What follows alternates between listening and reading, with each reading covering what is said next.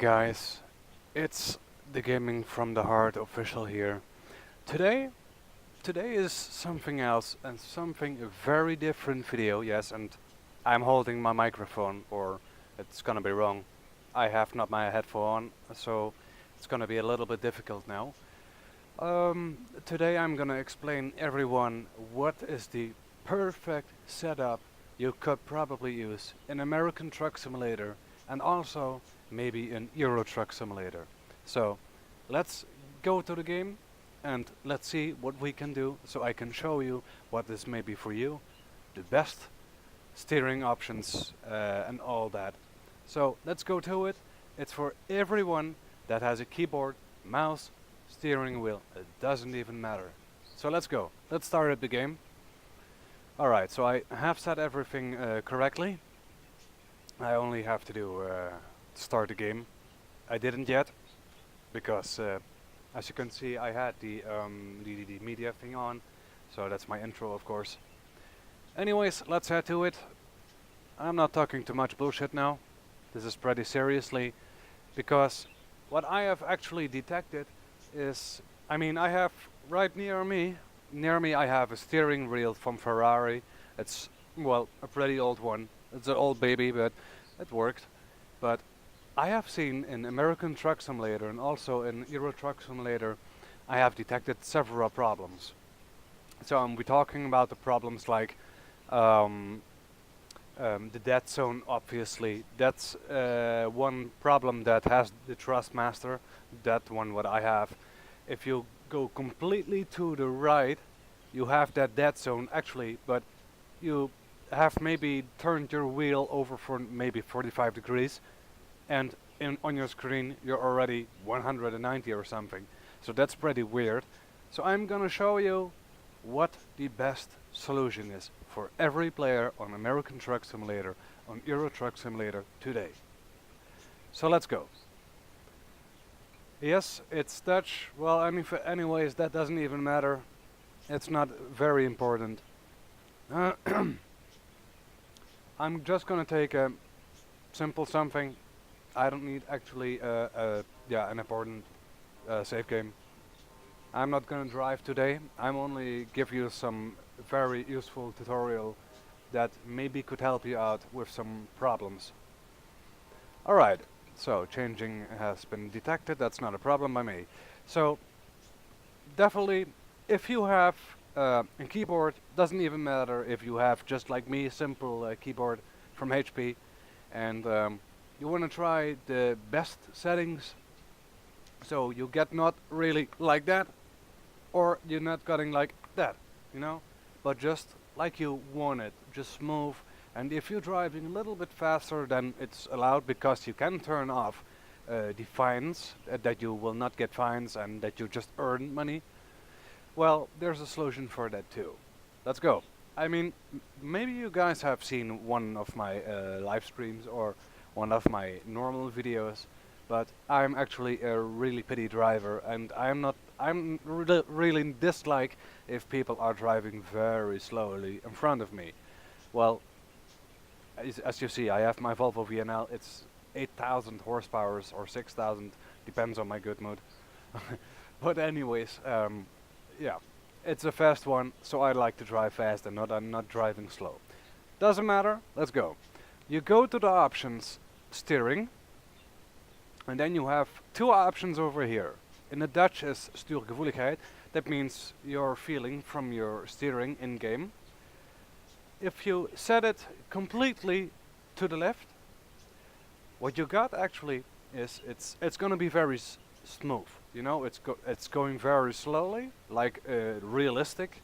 So if you are driving a real truck, then you could probably imagine what that is.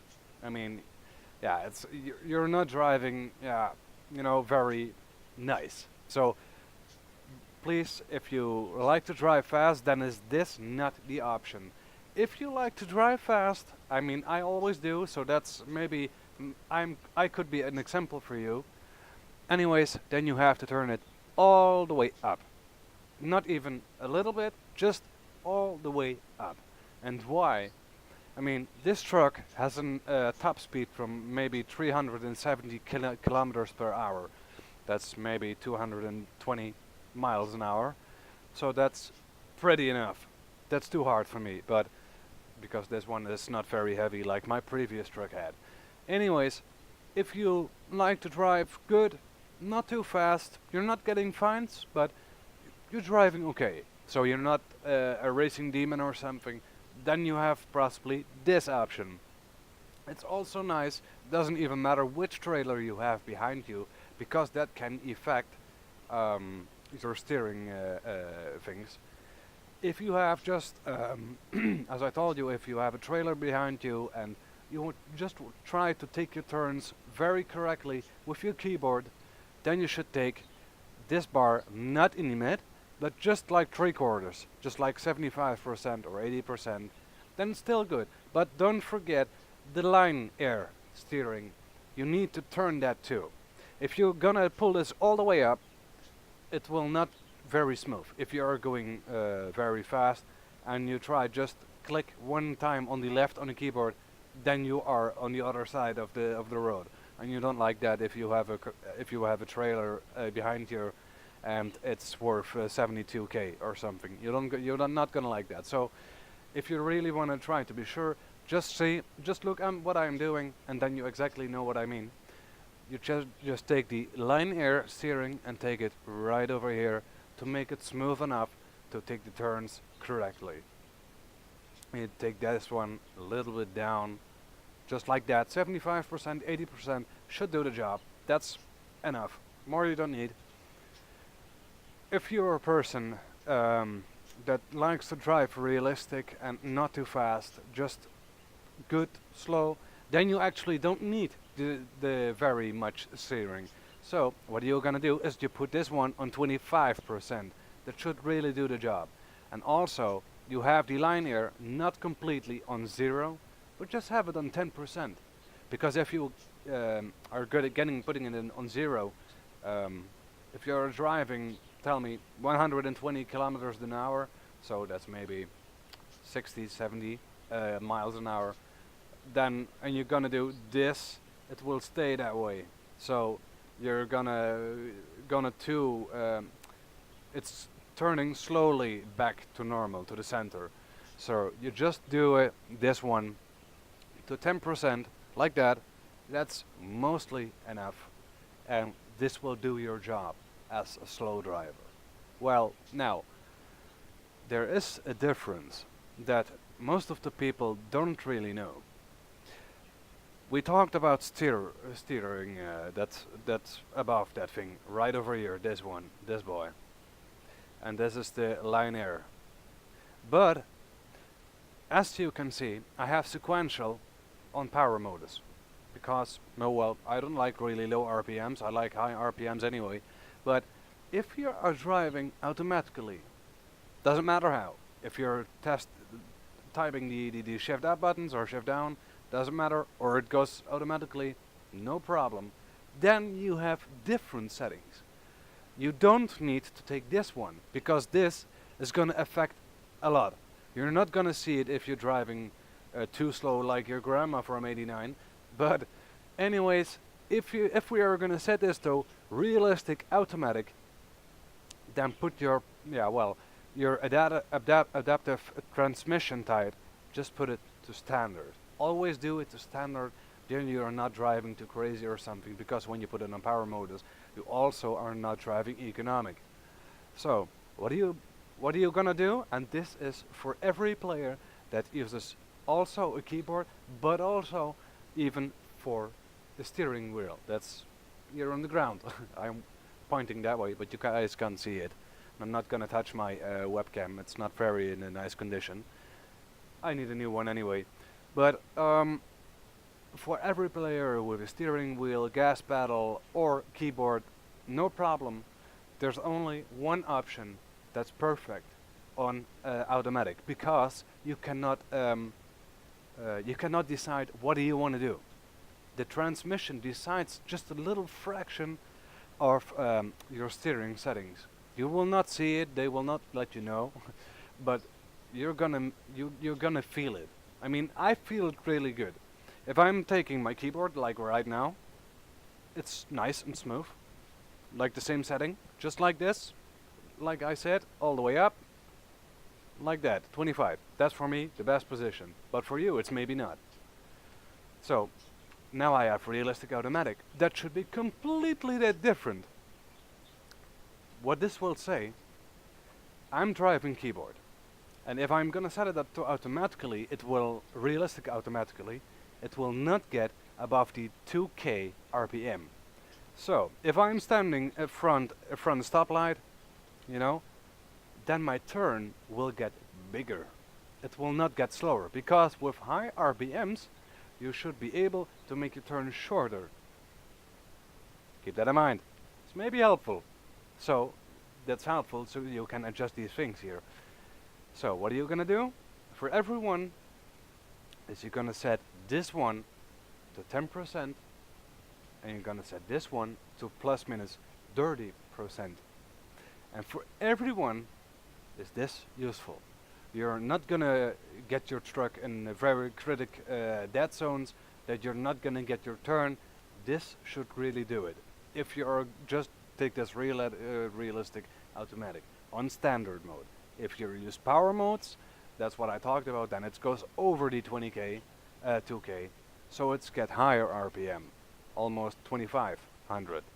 So we're gonna set this to power modes, okay, and we're gonna set this to 50, because higher RPM, so you need to steer better. So you're gonna put that way up a little bit. And also, if you put this off, that's an option too. That you think of, I don't really care, dude. I mean, just turn it off.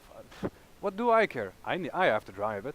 No problem. Sure, why not? If you use a shifter or something, no problem. Then you just put it back to 30% again. This setting, what you see right over here, well, a little bit more, what you see right over here is only for realistic automatic, so not sequential. Sequential is completely different, as I told you. So for this setting, just make a print screen or something. Is this setting the best? I could show you, but I have some other stuff to do. So this is the best option for every player, for average. I do not say that it's for you maybe good, but maybe for others that's average. Okay? So my thing, what I like to, is sequential. But you also have the H shifter. That is actually exactly the, yeah, it could depend. Are you shifting fast, or do you shift slowly, or just like that, or it's just like that, like a racing guy, you know?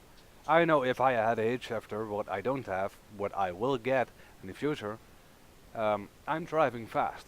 So then the same option is here for sequential. If you're driving fast with your H shifter, you're gonna put this one to 50%, like that, and this one to 30. That's all. But if this one, if you just shift slowly, you know, that you have your eyes mostly on the road and not on your steering wheel and your shifter, then you get the same setting as sequential automatic yeah, you know what I mean, realistic automatic, sorry. So then you're gonna back again to 10%, 30%. That's all you gotta know, that's all you gotta need. So my option, and that's for me the best, because this is a very fast truck. I will show you in a moment what this thing does. I mean, the sounds are not very nice because something went wrong. So if you guys saw my live stream, sorry for that. Everything was wrong. My morning was bad also. But anyways, I use sequential. Put this all the way up, and then boom, put this one to 30%. Never ever use linearity to 50 or above, because that's for even for a steering wheel, but also for your keyboard. You don't have a lot of control anymore. Even if you're driving slow, if you're driving fast on a highway, like example, then you lose control. You get oversteering. Your linear actually controls your oversteer and understeer. So the best option is mostly of the time dirty. But Of course, if you like oversteer and you like to drift a little bit, no, well, I mean, be my guest, put it on 100. Let me tell you, you got a lot of loan costs. Check out one of my videos. There you can see, by this crazy option, like that, I was driven on my keyboard, like this option, with my Western Star Optimus Prime 5700. Very customized tank and everything on it, made by myself. This option, it gets me almost to the max loan costs. I had 375,000 loan costs. It cost me a complete workday in real time to get everything done. Normal. No loan costs, just refresh. And I don't have a garage upgraded, not even one. And I am level 52. That's crazy. That's just insane, you know? So save that trip for yourself and make it useful. Just do something with that, because I'm not gonna tell you something crazy that does not exist or is not true. Believe me, this setting is very important if you like to not get that much damage, but mostly of the time very nice, you know, that you can drive without damage. I mean, you can also take mods. Well, that's another choice you wanna make, but just for the sequential, I used power modes, then I'm setting back to this one, and that's it. So guys, that was it for this video. I hope for you it was very useful. Just push that subscribe button. In the future I have some other videos planned that might help you out a little bit by different games.